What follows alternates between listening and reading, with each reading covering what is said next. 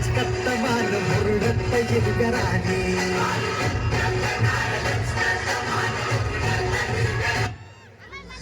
काजळ लावणे आले मी आज असं नका बघू येते मला लाज तुला शृंगार आज गातोय असा दिसते मी भारी जणू सरळ मी खास नक्की आली कुठे निघाली करून सारी गाली गुलाली पागल करते तुझे मोरही शिरकाव